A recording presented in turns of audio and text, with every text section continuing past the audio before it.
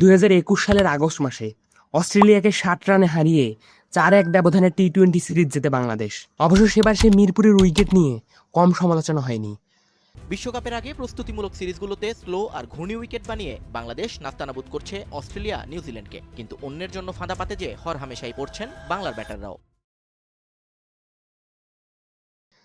তবে 2026-এ ঠিক 15 বছর পর যখন ওডিআই সিরিজ খেলতে অস্ট্রেলিয়া এলো, অনেকে সেই 2021-এর সময়ের সাথে এবারের সিরিজকে মেলানোর চেষ্টা করেছেন। অনেস্টলি বলতে গেলে গত 2-3টা সিরিজ থেকে স্পোর্টিং উইকেটে খেলার যে রীতি চালু হয়েছে তা প্রশংসার দাবিদার। মূলত এই ভিডিওতে ওডিআই সিরিজটি নিয়ে কথা হবে। Oh my goodness!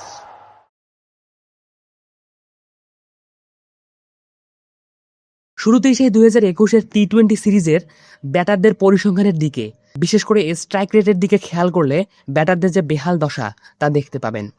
এই দশা যতটা না স্কিলের কারণে, তার চেয়ে বেশি বাজে উইকেটের কারণে। মূলত স্পিনিং ট্র্যাক বানিয়ে বড় দলগুলোকে পরাস্ত করার যে ব্যাপারটা, সেটি এর মাধ্যমেই ফুটে ওঠে। অবশ্য সেবার অজি ক্রিকেটাররাও এর অনেক সমালোচনা করেছিলেন। এবারে ওডিআই সিরিজ নিয়ে কথা বলা যাক। গত কয়েকটা সিরিজ থেকেই কিন্তু হোম অ্যাডভান্টেজ নেওয়ার দিক থেকে বাংলাদেশ বেশ সতর্ক বলা চলে। বিশেষ করে স্পোর্টিং উইকেট বানানোর যে চেষ্টা তা প্রশংসাযোগ্য। এই সিরিজে আমাদের বোলাররা টোটাল উইকেট নিয়েছেন 26টি। বাংলাদেশের নেওয়া 26টি উইকেটের মধ্যে পেস বোলাররাই নিয়েছেন 23টি উইকেট। আবার ব্যাটাররাও যথেষ্ট সুবিধা পাচ্ছেন। উইকেট স্লো হওয়ার কিংবা স্পোর্টিং হওয়ার ক্ষেত্রে সানলাইটের ভূমিকাও রয়েছে। পর্যাপ্ত সানলাইট না পেলে অনেক ক্ষেত্রে স্লো এবং স্টিকি কন্ডিশন দেখা যায়। আর আমাদের দেশের এই সময়টাতে অনেক ক্ষেত্রেই প্রপার সূর্যের আলো পাওয়া যায় না। এই সিরিজের মাধ্যমে নাহিদ রানা আরও একটি স্টেটমেন্ট দিয়ে গেলেন যে স্পোর্টিং উইকেটে তিনি হয়ে উঠতে পারেন ভয়ঙ্কর। বিশ্বের সেরা পেস বোলিং ইউনিট এখন আমাদের। আবার এই সিরিজটি মোসাদ্দেকের জন্য এক প্রত্যাবর্তনের সিরিজ।